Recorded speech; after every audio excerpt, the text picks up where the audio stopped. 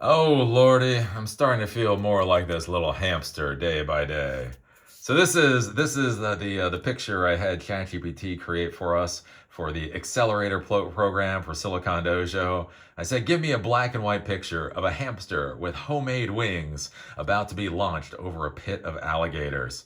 And basically, realistically, that this is what it is to be a technology professional. I don't I don't know what all these other kids think the world of being a technology professional is really like.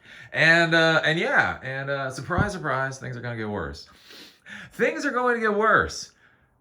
Probably before they get worse. And then it might get a little worse after that. So right now, the United States is in a war. Well, no, we're not in a war. You can't call it a war.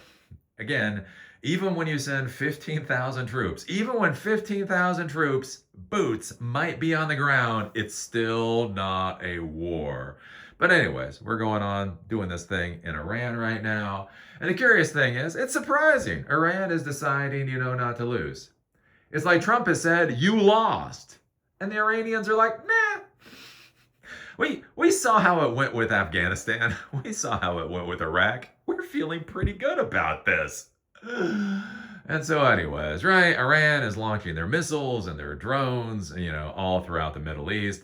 And it is going to be interesting to see what damage is done to the global supply chains. Because one of the big issues we have with global supply chains is I think many times we don't fully understand them, right? We have this idea that China does stuff. China builds stuff, and oil comes from the Middle East. And I don't know, Europeans eat croissants or whatever. Whatever, right? We gotta have like this vague idea of how the global supply chain works, but in many ways, it doesn't matter to a day-to-day basis. We're really not thinking about it, and so like we hear about the Strait of Hormuz being shut down, and we hear about drones, attacking facilities in the Middle East, and you think about oil. So oil is a big one, obviously. Then you learn about natural gas. You might not have thought about natural gas, but 20% of the global supply of natural gas goes to the Strait of Hormuz. So that's a big concern because at first you're like, well, okay, well if I don't have enough gas, I can cut back on driving in my car or whatever. I can walk a little bit more, whatever else. Then you start talking about natural gas, and then that's heating. But heating, that's not too bad. Most of us are in the Western world, we're going into summer, so at least right now natural gas isn't too bad. But natural gas goes into things like electricity, air conditioning, that kind of stuff. You're like, oh, that's feeling a little bit worse. And then you find out things like I had no idea that aluminum smelters. Apparently, the Middle East is a large producer of aluminum, which just really would not have crossed my mind. And so Iran is now attacking the aluminum. Because sure, why not? Iran attacks on aluminum producers are sending shockwaves through the metals market. Right? Aluminum closed in on prices not seen since 2022 following Iranian attacks on two Middle Eastern producers over the weekend, heightening fears of a supply crisis for the industry. Uh, Let's see here. Emirates Global Aluminum came under fire from Iranian drones and missiles on Saturday. EJA said in a statement that its smelter sustained significant damage in the strikes, injuring several people. Quote, the safety and security of our people is our top priority at all times. We're deeply saddened and are assessing the damage to the facilities. Around 9% of global aluminum supply comes from the Gulf, and most firms there have been unable to export the metal beyond the region since Iran effectively closed the Strait of Hormuz. So this could actually get interesting for a lot of this in the technology world because I'm gonna tell you all a secret. Not everything in the world is actually built with code. Right? There was this whole thing like 15 years ago. The world is built with code. It's like, yeah, my roof isn't. My roof isn't. My plumbing's not. My car's not. It's actually kind of surprising. A lot of stuff in the world is not actually built with code.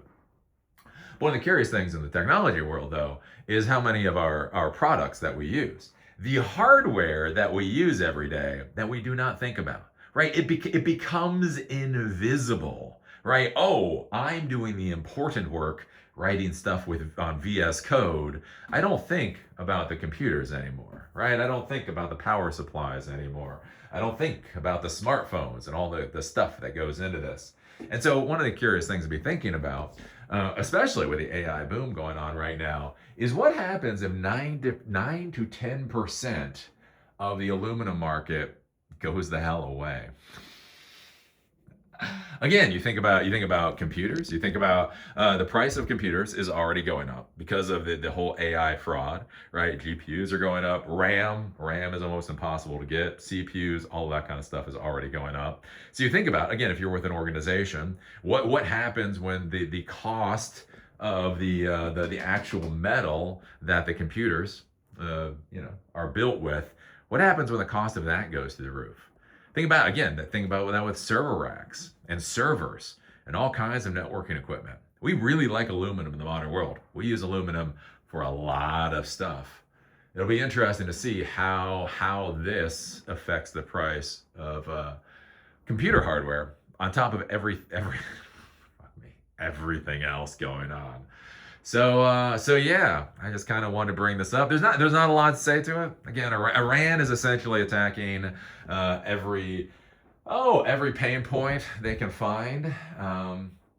Again, I mean, it's curious. I mean, with all of this to be thinking about, they talk about that with the desalination plants, right? So Trump right now is being very boastful about wanting to commit war crimes, right? Trump is boasting about America, committing crimes against humanity. Because apparently that's something we can do with a smile on our face right now, right? He's talking about wiping out the electricity infrastructure of Iran, wiping out the oil infrastructure of Iran, going after civilian infrastructure because our planes have control of the skies. Well, the curious thing to be thinking about with this is if we start destroying their civilian infrastructure, why should they not go whole hog after their neighbor civilian infrastructure? And they talk about that with the desalination plants, right? So much of the water in that area of the world comes from desalination plants. So what if Iran just launches a few hundred ballistic missiles at every fucking desalination plant it can find? And like you hear about that.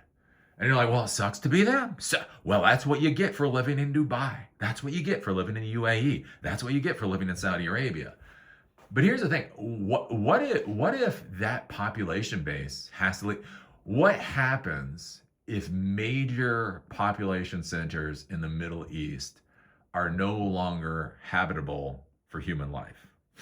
Like they just don't function for humanity anymore. And the thing is, like, that is its own horribleness. But the thing to think about with the rest of the world, though, is that those people are doing something, right? Those people have jobs. Those people have lives. Those people work for organizations and corporations that are putting stuff out into the world. If all of a sudden you make major population centers inhospitable to human life, and so people have to leave, what happens to all that industry in those particular areas? Anyways, how you feeling? Were you feeling good? Did you wake up this morning? You're like, wow, it's a nice day. It's sunny outside. The birds are chirping. You know what I'm gonna do? I'm gonna listen to Eli the Computer Guy so I can go back to feeling miserable. I almost felt good today, but then I listened to Eli the Computer Guy. So yeah, it'll be, I don't know. What are we supposed to say? We have a fucking psychotic piece of shit in the White House, and the Republicans are castrated fucking poodles. They're pissing on themselves, pretending to be alpha dogs. It'd be real nice. It would be real nice if the GOP went back to being fucking men instead of being dogs. But anyways, they all want to be dogs. They are desperate. They are desperate to be fucking dog. Look at us. We're alpha dogs. So yeah, things are going as they're going. Anyways, remember for Gen X, that was the end of history. Remember in the 1990s, as you became a young adult in the Gen X generation, you were told, well, all the important things have already been done. All of the exciting things that will ever happen in history have already happened. Your only thing in life is just to basically live off of what was created by the previous generations. And no, nothing that happens during your life will be that exciting. Remember the end of history? Yeah, I remember the end of history. Anyways, it's It's been a bit exciting. Been a bit more exciting, my adulthood than it was supposed to be. So anyways, what do you think about this? What do you think about 9% of the global supply of aluminum going offline?